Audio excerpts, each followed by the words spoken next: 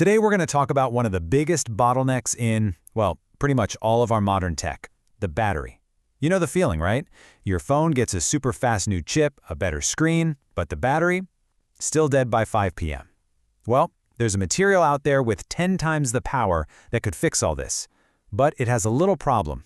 It loves to self-destruct. So let's break down the wild science being used to tame it. It's a question we should all be asking. For what feels like forever, the anode in our lithium-ion batteries, that's a key part, has been made of graphite. And look, graphite's been great. It's dependable, it's cheap, but it's hit its limit. It just can't hold any more energy. So to get that next-generation battery life we're all dreaming of, scientists needed to find a new champion. And that champion? It's silicon. The difference here is just staggering.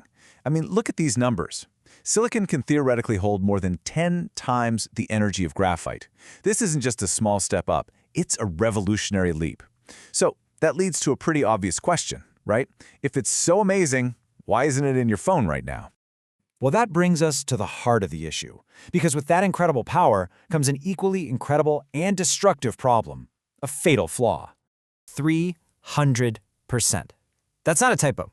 Imagine if your lungs expanded to 3 times their normal size every time you took a breath. That's what's happening to silicon on a microscopic level every single time you plug in your device. It's a seriously violent process.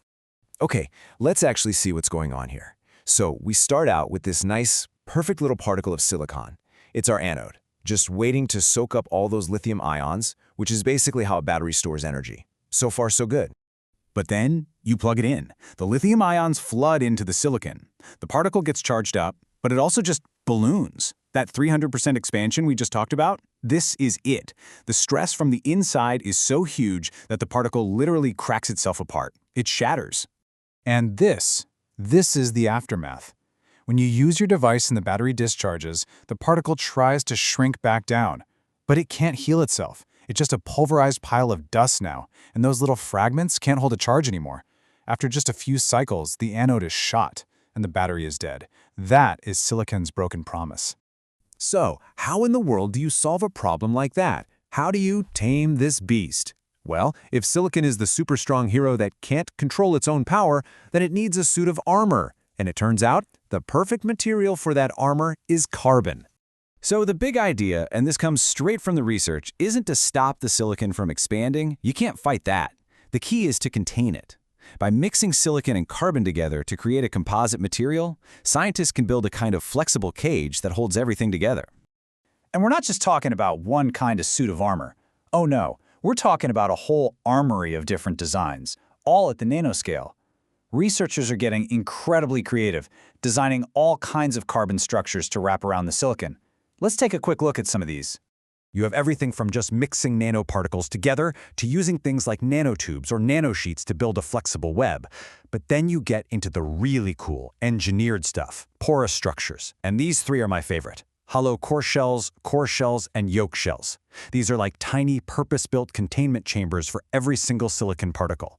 Now, all of these are fascinating fields of research, but for today, we're going to zoom in on one that's getting a ton of attention because it hits a sweet spot between being really effective and actually being makeable, the core shell structure.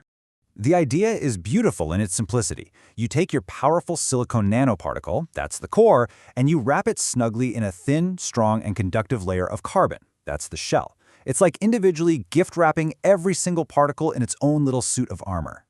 But like with any good engineering solution, there's a trade-off. The pros are awesome. It's relatively simple to make. The carbon shell makes the battery more efficient, and it protects the silicon.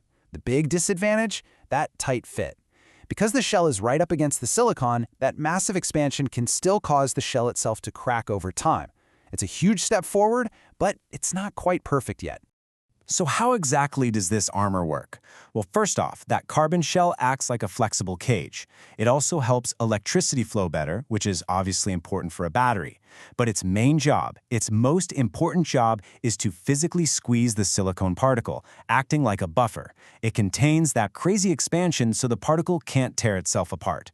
And that is the absolute key to a battery that lasts. You might be wondering how they even make these tiny things. It's pretty wild.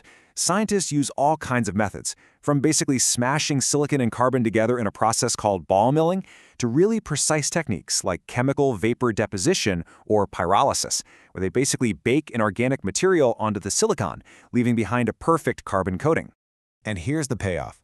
This is not a cartoon. This is a real image from an incredibly powerful microscope. You can literally see the darker silicon cores, and each one is perfectly wrapped in those lighter, almost onion-like layers of a carbon shell. That is nanoscale armor, right there in front of you. Okay, so after all that incredible science, after all that nanoengineering, what's the bottom line? Does the armor actually do its job? The results? Yeah, they're dramatic. This chart says it all.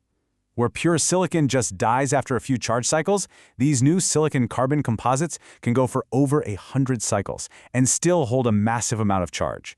The carbon armor really works. And that really brings us back to the big picture, doesn't it? This research isn't just about cool science in a lab, it's about changing our daily lives. Think about electric cars that can go hundreds of extra miles, or a laptop that lasts for days, not hours. By finally figuring out how to solve silicon's broken promise, we're getting closer and closer to building the battery of the future. So let me ask you, what would you do with that kind of power?